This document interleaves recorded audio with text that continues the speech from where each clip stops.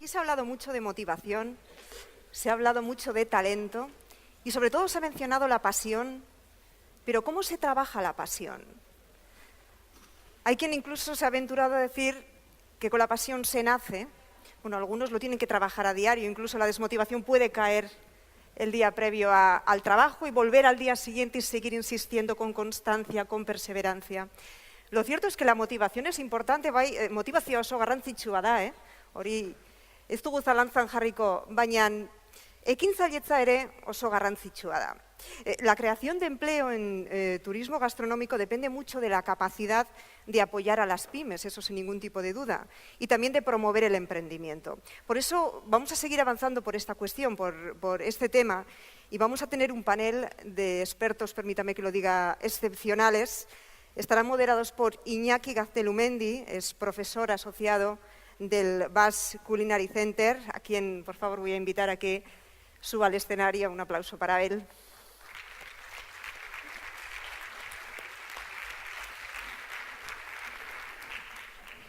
¿Qué tal? Hola, muchas gracias. Bueno, buenos días. Yo sabía que era un problema coordinar una mesa después de Adela Valderas, amiga y compañera y una excelente profesional, como habéis visto, que ha sabido llevar incluso estos momentos en los que la silla parece una silla eléctrica, aunque no ha pasado nada, solamente han sido pequeños sustos tecnológicos. Bueno, muchas gracias por manteneros para las últimas mesas de debate y, bueno, tenemos un panel fantástico. Lo comenté con la organización cuando se definieron los temas sobre los que se iban a trabajar y las personas. Fue una satisfacción para mí que confiaran en mí para coordinar esta mesa porque, primero, me parece un tema clave. De alguna forma se trata de aterrizar y tratar de complementar la mesa anterior, ¿no? Que hablaba de gestión, de la incorporación, atracción del talento. Y el siguiente paso es decir, ¿cómo conseguimos que una buena parte del talento que hemos creado, que hemos atraído a este sector, hacemos que aterrice en creación de nuevas empresas, ¿no? De pequeñas, de medianas empresas, del estímulo al emprendimiento, para que este talento no solamente se quede en el ámbito del mercado laboral, sino que dé el paso y se conviertan en personas que lideren procesos de cambio en nuestros destinos turísticos. Bien, pues para hacer esta reflexión tenemos un panel fantástico. Invito a que suba al escenario, en primer lugar, también a otra compañera y amiga, Begoña. Begoña Rodríguez, también compañera del Basque Culinary Center. Un aplauso para ella, por favor.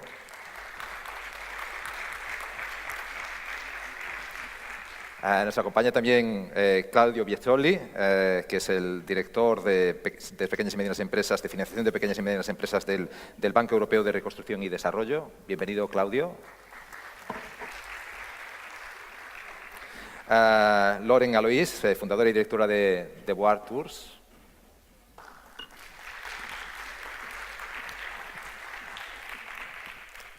Lisandra Richards, que es la CEO del Branson Center of Entrepreneurship. Welcome, Lisandra, how are you? Y por último, tenemos a Nicola Maiden, por favor, del Ministerio de Turismo de Jamaica, la responsable de la red de gastronomía. Bien.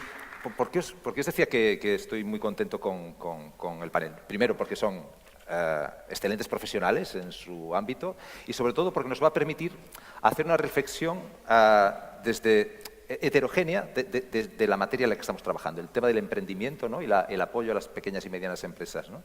Porque contamos, en primer lugar, con una emprendedora, que es la responsable de, yo creo, uno de los proyectos más interesantes y más sólidos en torno a turismo gastronómico en España, que empezó en Madrid. Luego nos explicará su experiencia, pero nos va de esa perspectiva de persona que ha emprendido, con lo cual nos va a permitir analizar las claves que tiene una persona a la hora de dar estos pasos, ¿no? y los miedos, las dudas y los problemas que se enfrenta una persona al desarrollar un proyecto, que os lo explicará y ya veréis cómo ha avanzado extraordinariamente. Después tenemos a dos personas como son Begoña y Lisandra, que vienen de estos centros, de estas capas intermedias entre las administraciones públicas, entre los fondos de inversión y los emprendedores. Son personas que están en contacto a diario con con el mundo del emprendimiento, que se convierten en acompañantes, en aceleradores de estos procesos, con lo cual nos va a permitir efectivamente analizar efectivamente de qué estamos hablando y cuáles son las mayores dificultades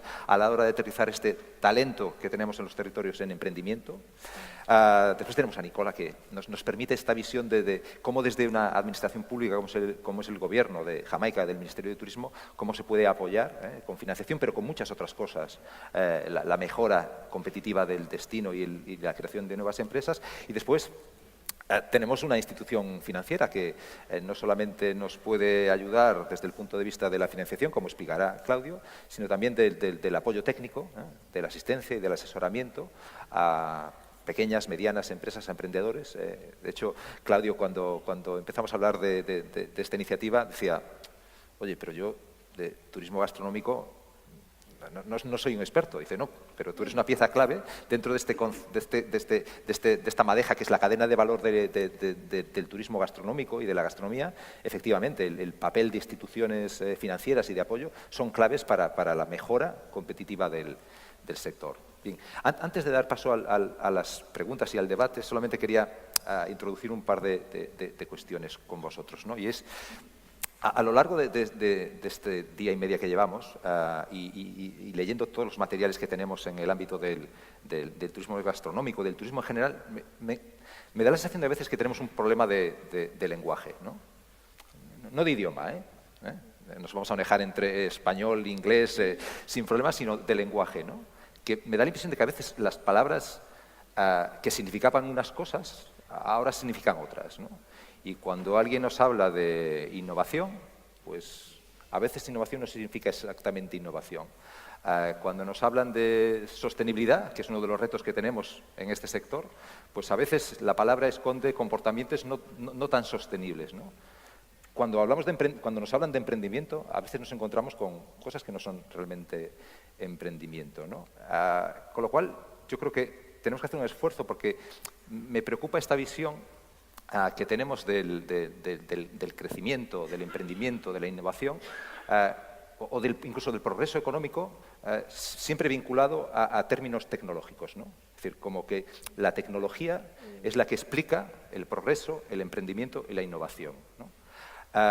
Con lo cual yo creo que, es decir, uno de los temas claves de este debate es precisamente tratar de afinar y ajustar el lenguaje, ¿no? y entender exactamente de qué estamos hablando. De hecho, y esto es algo que he compartido con mis compañeras y con mi compañero de mesa, y es como queríamos empezar, ¿recordáis los finalistas de la competición de startups, ¿no? ¿Tenéis esa foto fija de ellos? ¿Sí? Y de ella. Y cuando uno en los medios de comunicación tiene la sensación que el concepto de emprendimiento está siempre vinculado a gente muy joven, y además con una base tecnológica muy potente, Este mix de tecnología y juventud parece que es lo que explica el emprendimiento, ¿no? Como si el emprendimiento fuera solamente los fundadores de Google en su momento, el fundador de Facebook, ahora que ha pasado alguien de Suecia por aquí, o el fundador de Spotify, ¿no? Que empezó a ser emprendedor con 13 años, ¿no? Y sin embargo, si vemos esa foto de las personas que han compartido sus proyectos, sus fantásticas ideas, por cierto, enhorabuena a todos por la iniciativa, la foto no se parece realmente a esta imagen que se ha creado en torno al emprendimiento, ¿no? Y esa es la razón por la que me gustaría, es la primera pregunta que quiero compartir con todos vosotros es, who are the entrepreneurs? Who are the entrepreneurs? Because it's a different view. This overview of the mass media and the reality that we find, the average of the entrepreneurs around the world.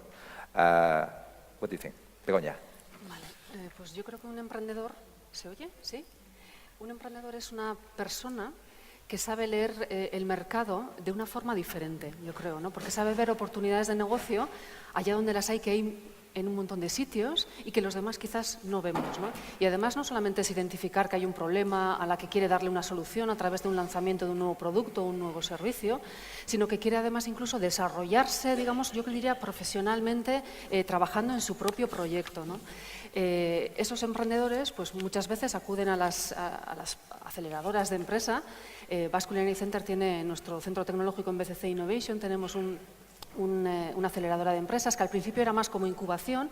Incubación son aquellos, digamos, aquellos soportes a empresas o a emprendedores, a personas cuando casi simplemente su idea está en un PPT, ¿no? Está como muy inicial, ¿no? Y ahora ya estamos evolucionando hacia, bueno, pues dar soporte a aquellas ya empresas, a aquellos negocios, a aquellos emprendedores que ya tienen unas métricas, ¿no? Que ya han avanzado un poquito en el mercado.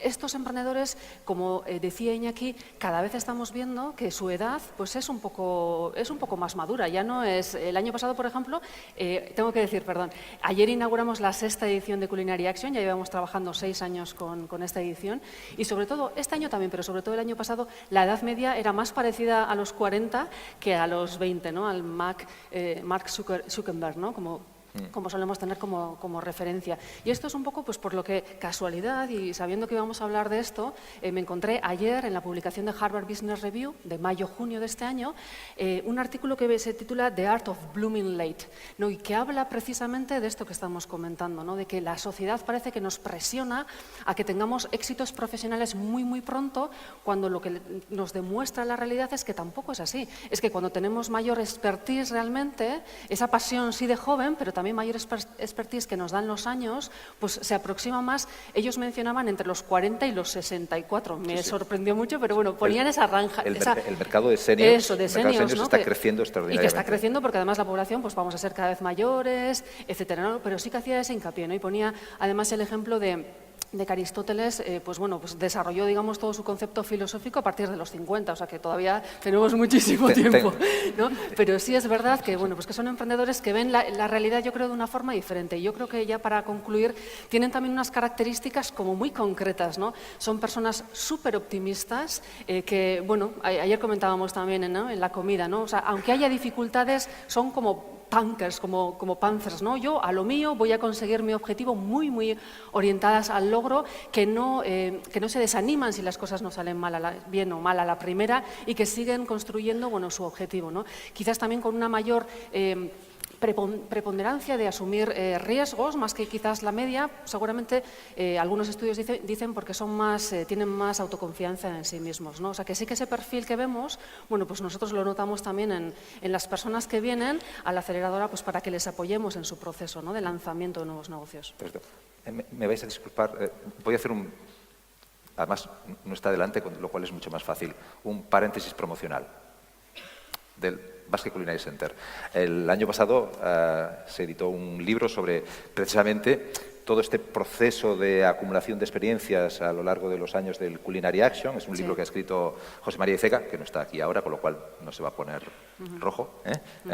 Y Marta Fernández Guadaño, que es, para quien no la conozca, es posiblemente una de las periodistas más brillantes en gastronomía que hay en este país, responsable de Gastronomy. Y me gustaría que esto es... No te lo había avisado, lo siento, pero ya que estamos aquí, porque me parece que es un libro muy inspirador, de que permite ver precisamente estos perfiles de hombres y mujeres emprendedoras de distintas edades, pero que ponen en común, comparten con todo el mundo su experiencia y sus dificultades también para poner en marcha un negocio, ¿no? Eso es, lo que se quería de alguna forma era, bueno, pues transmitir, ¿no? Transmitir a los demás cuáles habían sido sus experiencias, sus éxitos y sus fracasos, porque además si veis el libro, para mí me resultó muy curioso que muchos de ellos son emprendedores en serie, o sea, eso ya también es una característica, pero además en su vida, digamos, profesional han tenido muchos fracasos también, ¿no? Como suele decir en Econor, que el Business Angel que estaba antes con nosotros, hay una muy, muy delgada línea entre lo que es éxito y fracaso. O sea, por una chispa a veces salen las cosas fenomenal y otras veces pues fracasas, ¿no? Pero eso no te impide de alguna forma el seguir intentándolo, ¿no? Intentándolo con esa constancia que antes comentaba, ¿no? Y sí que hemos publicado ese libro y tenemos, bueno, pues idea también de hacer cosas un poco diferentes, quizás más en formato digital, sobre todo para dar visibilidad a los emprendedores, ¿no? Por dos motivos. Uno, pues para que cuenten su proyecto, obviamente, para que les facilitemos a la hora de buscar inversores, de buscar clientes, etcétera. Esa es una parte, yo creo que es fundamental del business, pero yo creo que también hay otra parte que es un poco darles visibilidad, pues porque creo que el rol del emprendedor en los estados en general, yo creo que en este país también en particular, tampoco es el más brillante, y yo creo que es súper importante a la hora de seguir construyendo y desarrollando los territorios desde un punto de vista social y económico. Hello. Claudio, in your opinion, who are the entrepreneurs? Okay, first of all, good afternoon, everyone. I have to say something at the beginning, because normally I work for a bank, so normally our conferences are all on very difficult, terrible things like global financial crisis. So coming at a conference talking about food and gastroeconomy, you're happy. Then you're happy. It's actually very refreshing. Okay, so we normally eat very bad food, and now I'm full like a duck, you know, over the past 2-3 days. So very happy. So we have. So I completely agree with you. But I sort of want to complete, because from a banking institution point of view, an entrepreneur is something which has multi phases. Okay, first of all, it is true an entrepreneur is somebody who has an idea, but obviously the idea is not enough. You need to have the ability to translate the idea with numbers into something which is like an eye-catching business proposition, which is not always the case. Okay. You need to have capital to invest, which is not always the case. You need to have the ability to manage a complex process, because in fact it's not about you being a good chef or a good engineer or a good economist. It is you putting together many different parts of a puzzle, recompose the puzzle so that the human resource component, the long-term planning, the production processes can also combine together. And then you need to have the ability to manage growth. Because one thing is when you are small, the other thing, actually, the dimension of your problems when you grow are completely different. And just to give you a little bit of perspective, we see as international financial institution really thousands of enterprises every year, okay? Small, big, young entrepreneurs, more mature entrepreneurs, doesn't really matter. What we see is that everybody has normally good ideas, but sometimes they fail in one or more of the other qualities to be an entrepreneur. So the flip side of the coin is that sometimes you don't have sufficient capital, and therefore you overstretch your abilities, and then you're bound to fail because you cannot keep, there's not enough cash, referring to the discussion before. You need to be a profitable business, even in gastronomy, if you want to keep on going. If you grow, you need to be able to manage your growth, avoiding overstretching your ability and capacity, even in terms of human resources. So what we see is that one area is funding. Actually, as a bank, I think I'm the only bank across 300 people participating. Probably. So I can say that we have the easiest job. Now, we sit, we wait for the people to have ideas, and then we have the money, we can say yes or no. Okay, so we really have a very, very, very easy job. Having said this one, because we are also a development institution, we try to cater also for the other side of the coin, which is, okay, we understand entrepreneurs need money, but they also need expertise. And that's why these 2 points, and I will probably develop a little bit later, need to come at the same time. You cannot be a young entrepreneur or young company unless you have the skills to develop what you need to develop. So this is what we try to build in our approach to, especially to SMEs or to micro companies, always to have funding coming together with expertise, advisory on financial management, on corporate governance, on the restructuring, on processing, on quality standards of your products, because that is a key component for you to survive and then to grow. Perfect. Lore. Yes, Begonia and Claudio have made some great points here. I really liked a lot of stuff that you mentioned, Begonia. I will add that for me, and from what I've seen of entrepreneurship, it's really a lifestyle, I think.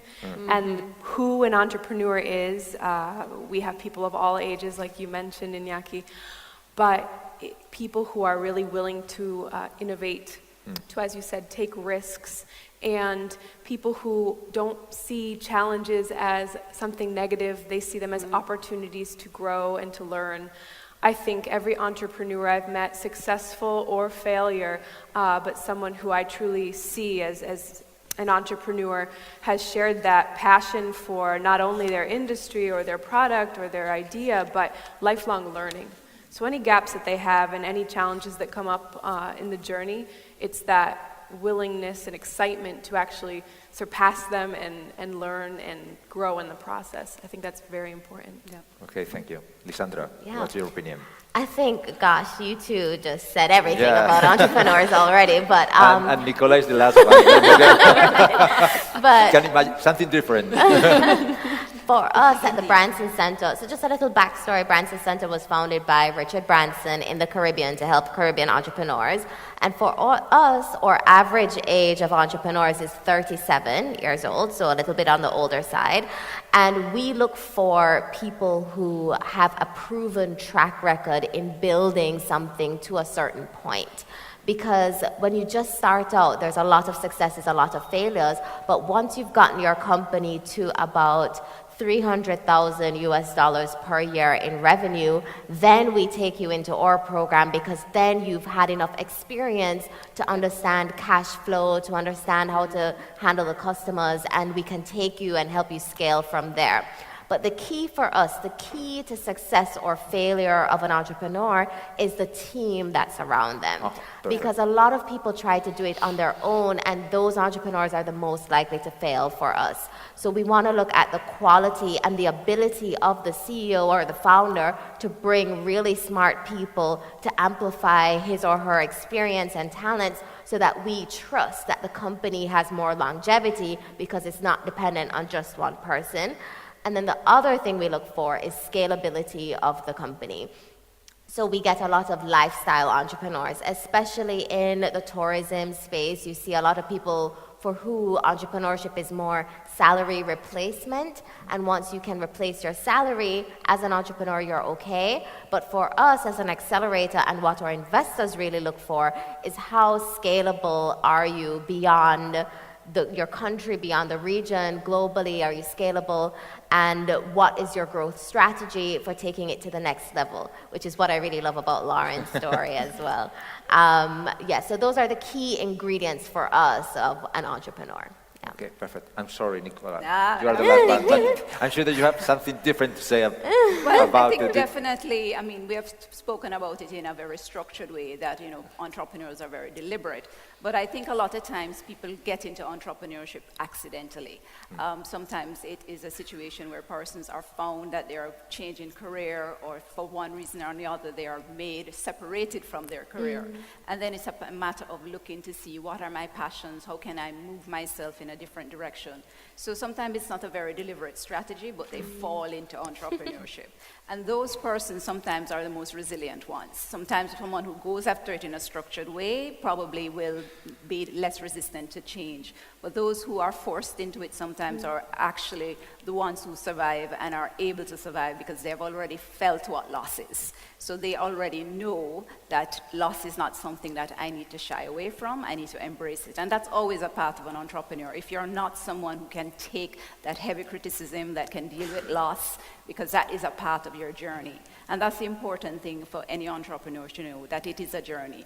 It is not just starting on this path and I'm going to be successful and everything is going to go great. It's the pitfalls, the ups and downs, the ability to pick yourself up, working with a team, working with the persons who are funding you, and having family support is also very important, or friendships outside of just your business partnerships. I think it's also a mind game for an entrepreneur. It will test your skill set in terms of your own mental capacity to survive in any industry. And our industry in particular, in terms of hospitality, is a very brutal one. It has all the bells and whistles, it's very glamorous, it's celebrity, but we deal with the harsh reality of getting that immediate feedback from your customer. You cannot hide from it. I mean, yes, we do get feedback from, online reviews, but most persons who work in our industry, you get it right there in your face. So you have to have a kind of a personality that's a steel in your back, that you can definitely move forward and then embrace everything you're doing in a positive way. Okay, thank you. As you see, we don't have a problem with language. We are talking about the same thing. Well, Lauren, you are an entrepreneur. Yeah. Then, could you share with us your experience?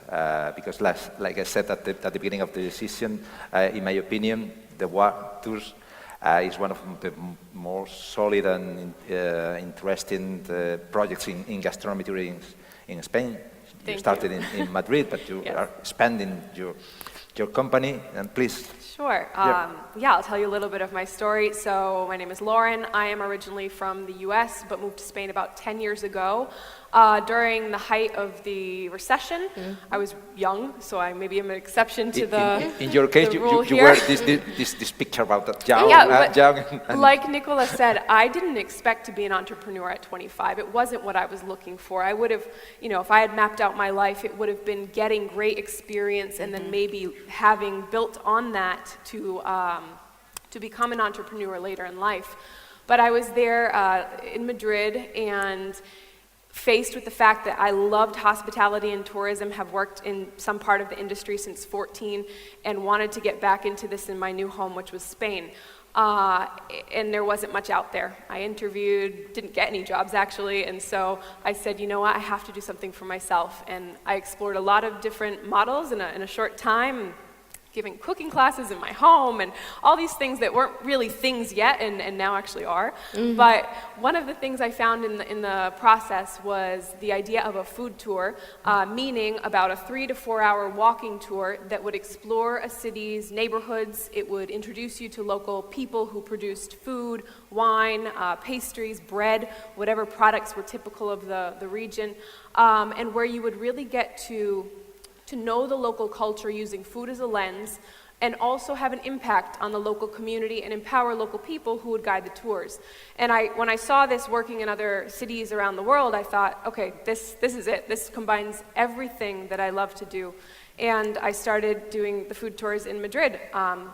Started as the first guide. I made the website. I did the logo, really bad logo. But I just jumped in, and again, anytime I saw something that I didn't know how to do, I would try to learn, I would try to discover a way to make it happen, or find someone who I could partner with or work with who had that expertise. And we started in Madrid 7 years ago. From there, expanded to other Spanish cities. We're currently in Barcelona, Sevilla, and here in San Sebastian.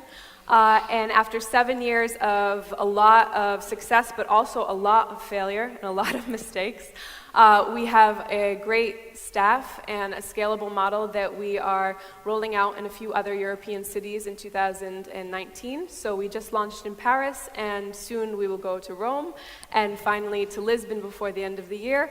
And it's been a journey, like you said, the word is journey, and I'm very happy to be here today, so thank you. Congratulations. I have to say that I live in Madrid. I used to go to the local markets to buy food, and many times I meet some groups of Lauren just enjoying, discovering the spirit of the gastronomy in Madrid, but in Spain. Exactly, and the markets are where you really do see that spirit of the community, so we really try to support the local markets.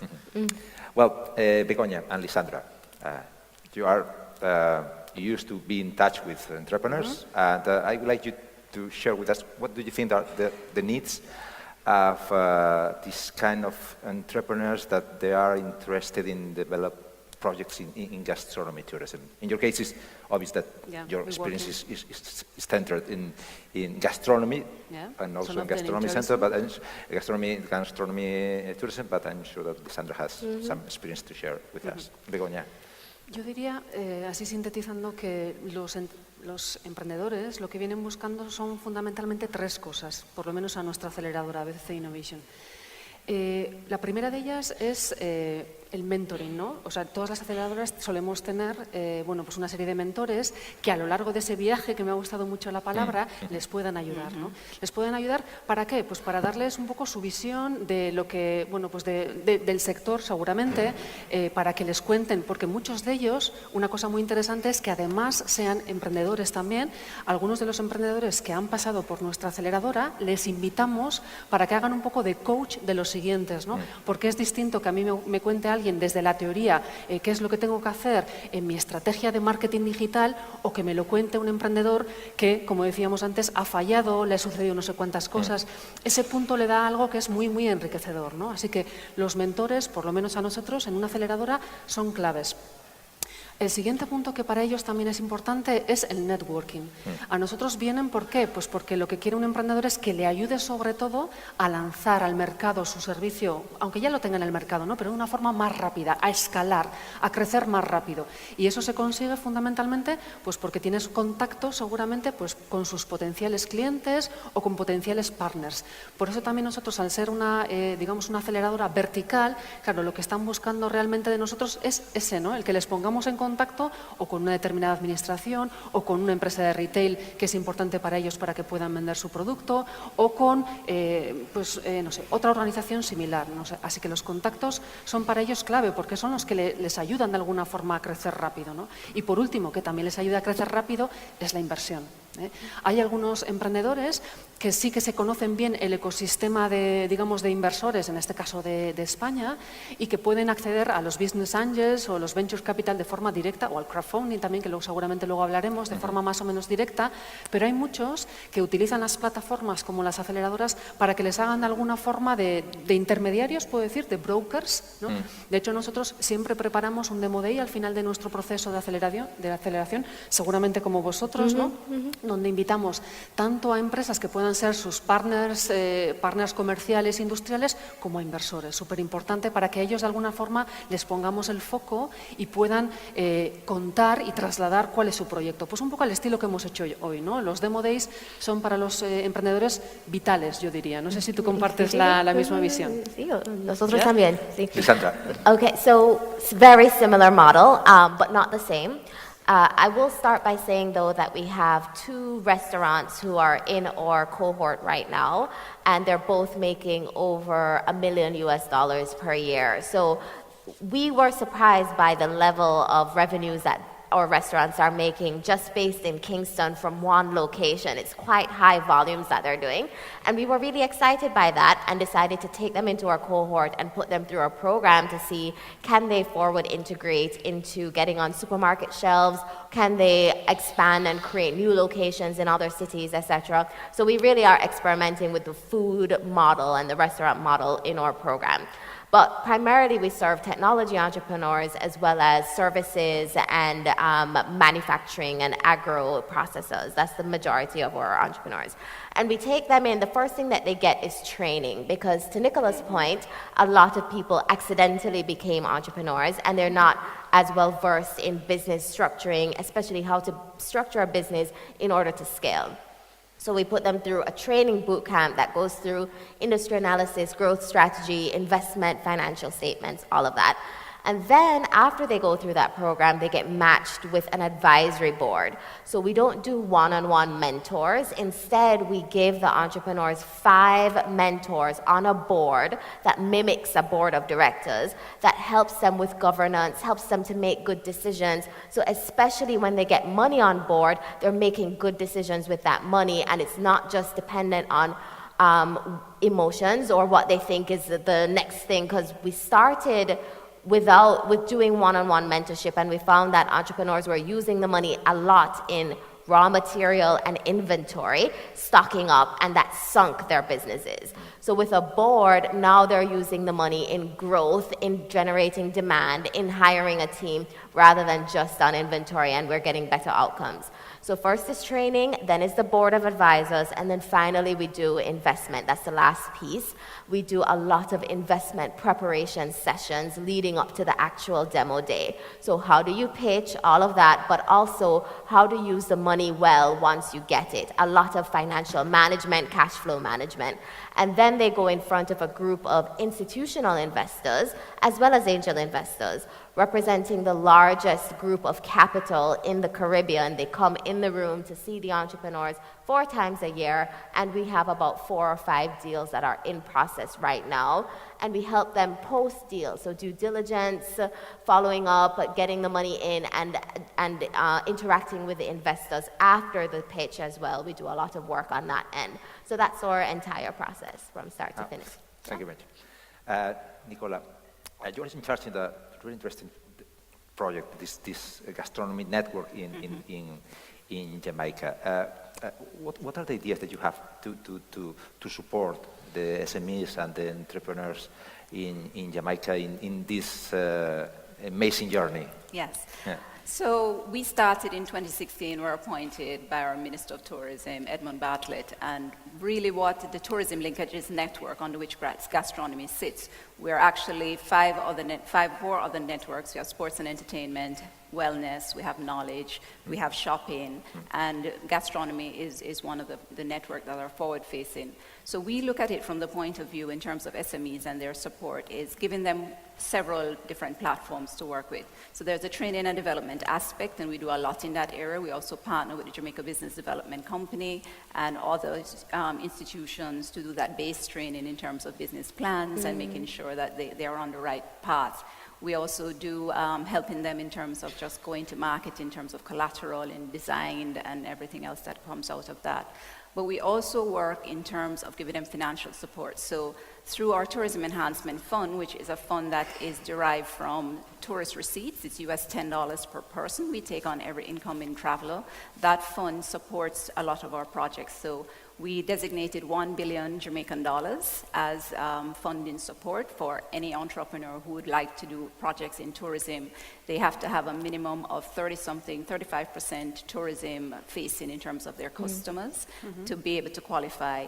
And it's at a very attractive rate. We are at 4.5%, so it's really very attractive.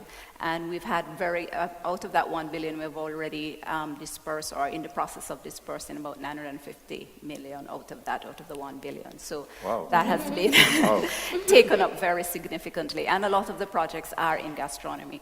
So that is the financing side of it. But we're also helping the marketing and PR side of it. So we will work with our entrepreneurs, for example, and put them into forward-facing environments with persons who are going to purchase their product. So tourism in Jamaica, we have over 4 million persons who come to our shores annually. We have, of course, the accommodation sector, who are we have purchasing managers who buy a lot of product from our entrepreneurs who are suppliers to the industry, as well as forward-facing products in terms of restaurants and attractions. And we have annual events like our speed networking event where we bring persons in a room, they have 15 minutes to pitch and tell the purchasers, the buyers about their product. We have the Jamaica Product Exchange, which happens also annually, where they get another opportunity to pitch, and that's the local and international buyers. And so we give them these various opportunities where they can sell their product. We also do things where we'll partner in market with gastronomy projects. So in February, we did, for the first time, we partnered with the South Beach Food and Wine and Festival, and we did a Taste Jamaica evening where we took over an event. We had over 700 participants, 14 restaurant chefs participated. So those are up-and-coming restaurants, and some of them larger entrepreneurs who have been working in the industry for a long time, and then gave an opportunity for them to platform and showcase their products and services. So we do a holistic approach. Some of it we don't, maybe not as in terms of the investment putting it on a pitch, but definitely once you're in the space already to see how we can help you in a holistic way to move forward. So it's been very, very much a take-up. It's inspiring persons, young entrepreneurs or older entrepreneurs to look at gastronomy as a way forward.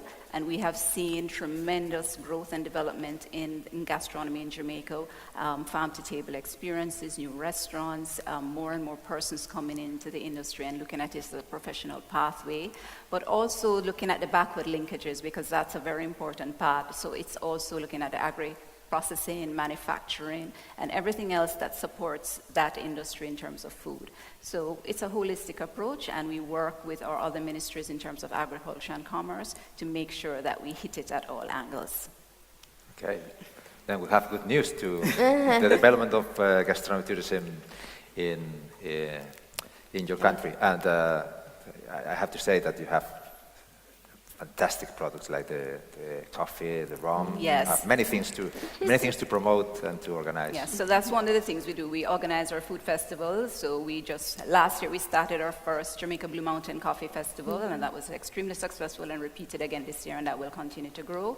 And the good thing about the coffee festival is that it's not just about the actual coffee product itself. We place it in the Blue and Jonker Mountains, which is a UNESCO designated World Heritage Site, the only one in Jamaica. And persons can go on tours and see how the coffee is grown and have that full experience. And we also had this year our first Jamaican Rum Festival. That was excellent, by the way. So, it's really utilizing all these avenues, both to showcase new product as well as to take the existing product and use that as a platform.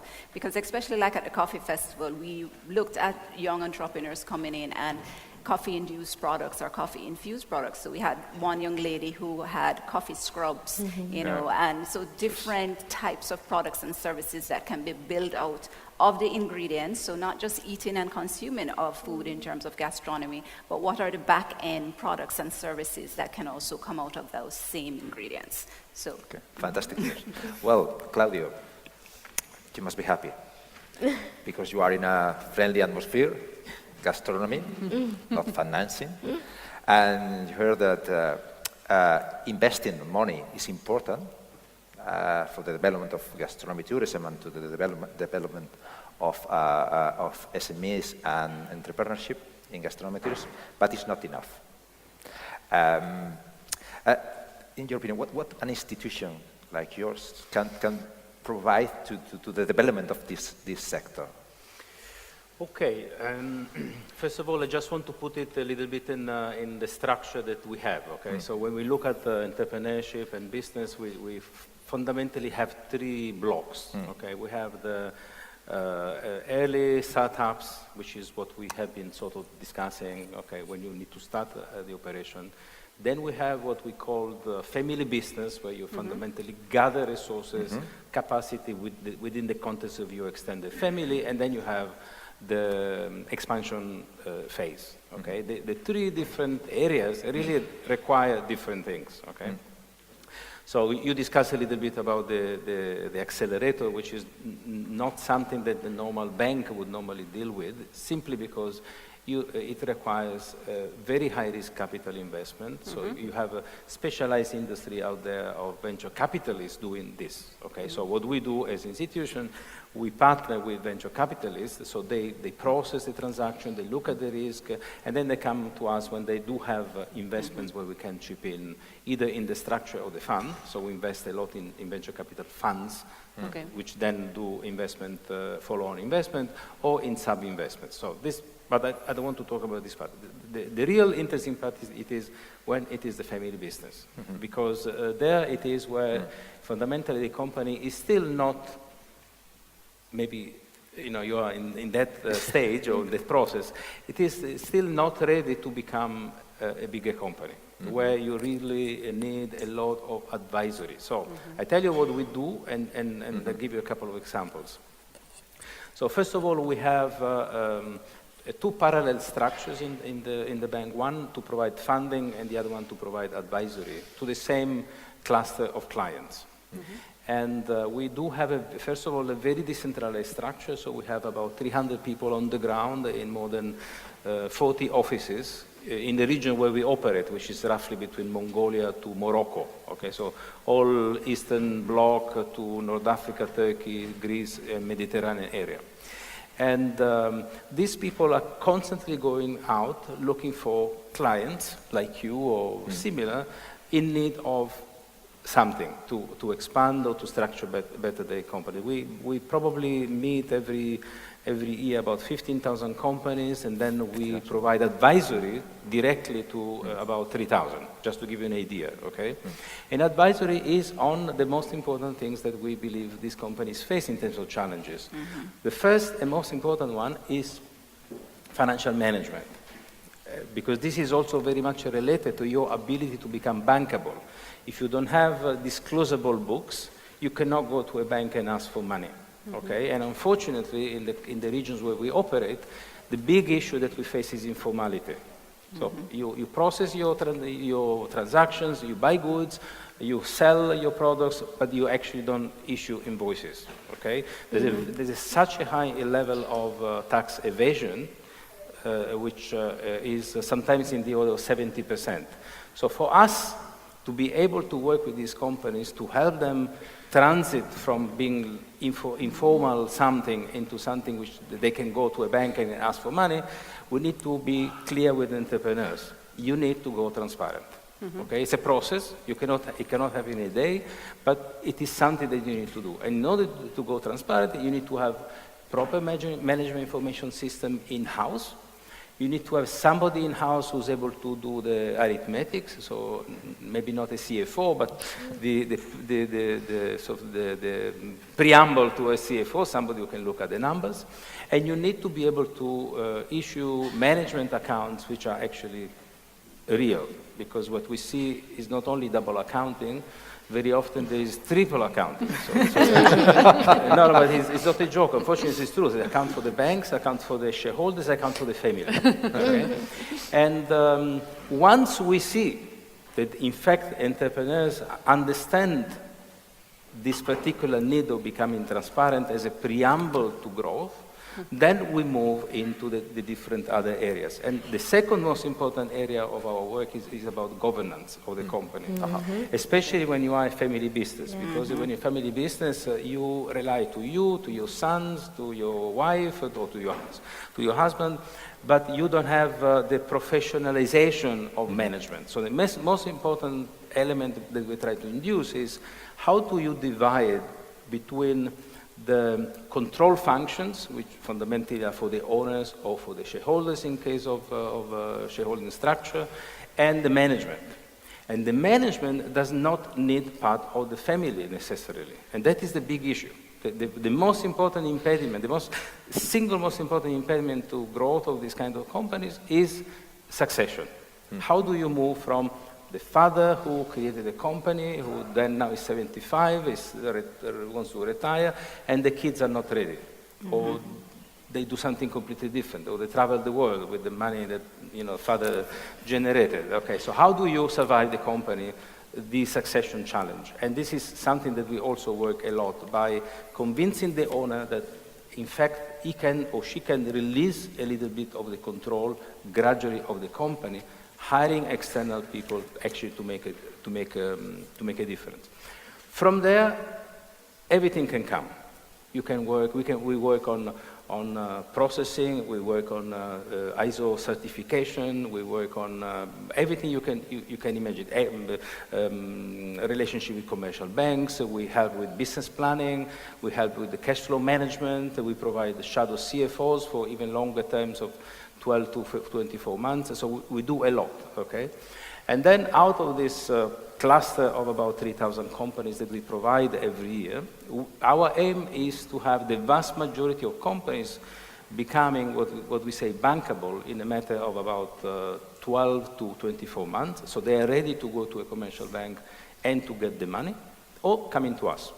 And we normally look at about 300 out of the 3,000 as our potential quote-unquote winners, and out of these 300 probably finance about 300 a year, so we finance about 50 a year, which we cluster into something which we call blue ribbon. It's a sort of, the little thing that you put on a jacket to be recognized. So it's sort of a club of what we call excellency, where we have a 5-year program of pre-investment advisory, what I thought before, of investment in the company, being equity or debt, it doesn't really matter, and of post-investment value creation. Because when you have the money and you want to grow, then you need to be able to say, okay, how do I grow? Do I go international? Do I create a restaurant chain and I make it in-house and then I go somewhere else? So it is very important to plan that growth in a very systemic way. Let me give you a couple of examples. We helped a restaurant, a very small restaurant chain, but very famous in Jordan, because after the terrorist attack, tourism suffered tremendously in Jordan. There was a reduction in tourism 1 year of 95%. So virtually no one was going to tourism and to Jordan, and obviously the restaurant business also suffered a lot.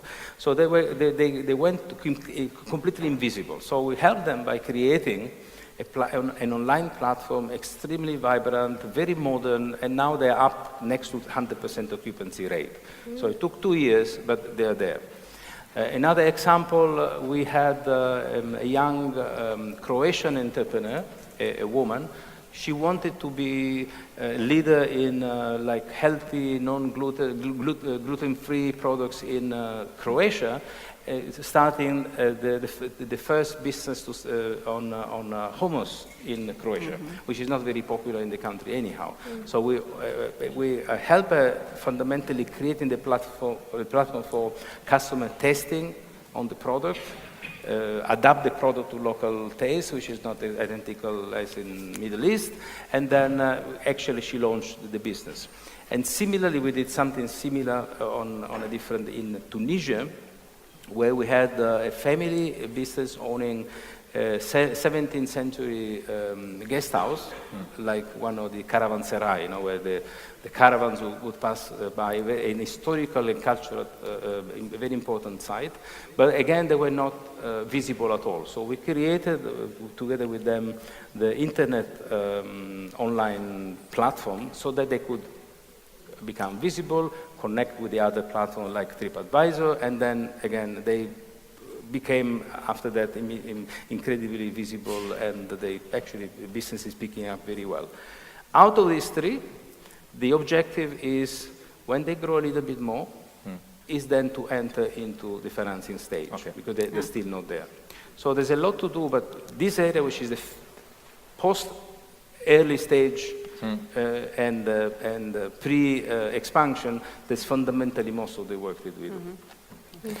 Bien, estamos un poquito justos de tiempo, pero si hay alguien en el público que quiera hacer alguna pregunta, os guardamos el poco tiempo que quedamos para vosotros. ¿Alguna pregunta? ¿Ha quedado todo tan claro? Son muy buenos panelistas, con lo cual no me extraña. Bueno, pues entonces para completar el tiempo, si no hay ninguna pregunta, I would like you to leave us just a key message on the topic of this discussion. Can we start with Nicola? Well, definitely, I think the most important thing if you're going to become an entrepreneur is to have a steady focus and a vision. You will face challenges, you will fail, and failure is going to be a part of your journey. And I think it's just important that any entrepreneur recognize this and take that step boldly and with confidence. Okay, thank you. Pisandra? My message would be to structure the business up front. Actually, and a lot of entrepreneurs don't start that way, but if you have the opportunity to start that way, just to have a simple 2-page plan, this is how I'm going to break it out, this is going to be my growth strategy, that can go a long way up front. So that, of course, you're going to change gears and change the plan as you go further in your business. But if you put pen to paper and really think it through up front, it can help a lot with the survivability of the business long term. So I'm actually starting a company myself right now, and the first thing I did was plan it out, and I think it just makes life a lot easier. Thank you. Lore. Yes, my message would be that, don't fear failure and really just do live what you're doing and be open to that constant learning that comes with entrepreneurship. But at the same time, I really liked what Claudio just spoke about, because while I haven't had investment or worked with an accelerator, I have had a lot of private advising in the past year and a half that came as a result of when our company got to the point where we needed that to be able to go to the next stage. So I think it's really about being conscious of when you can stumble and make those mistakes and learn from them, but when you do need help, to ask for it, to find it in these amazing organizations that exist, or to pay for it, and to really use that to get you to where your vision is. Claudio? I have to play the part, okay? So don't cheat on your bank. No, seriously, because apart from being representing the bank, I also come from Italy, and actually the growth model that you have in Italy for very small companies and growing the business is the long-term relationship with the commercial banks. They are the one who know you much better. They are the one who know you, your cash flows, and they manage your cash. So the more you can establish the confidence-based relationship with your commercial bank, the higher the likelihood for you to receive the financial support for your growth. Really. So don't cheat on them. Claudio, you know that bankers are welcome in the gastronomy ecosystem. We hope to see you again. Begoña. Tres súper rápidos. Visibilizar la figura del emprendedor me parece importante en la sociedad. Quizás también mejorar las deducciones y las desgravaciones para que se pueda invertir en startups, para poder ayudarles. Y luego trabajar, para mí es súper importante, los valores relacionados con la innovación, la creatividad y el aprendizaje desde que somos así. Bien, thank you very much for your participation. It was great to have you here in San Sebastián. Muchas gracias por vuestra atención y no me queda nada más que decir después de estas reflexiones finales que han hecho los participantes y nada, muchas gracias a todos. Thank you.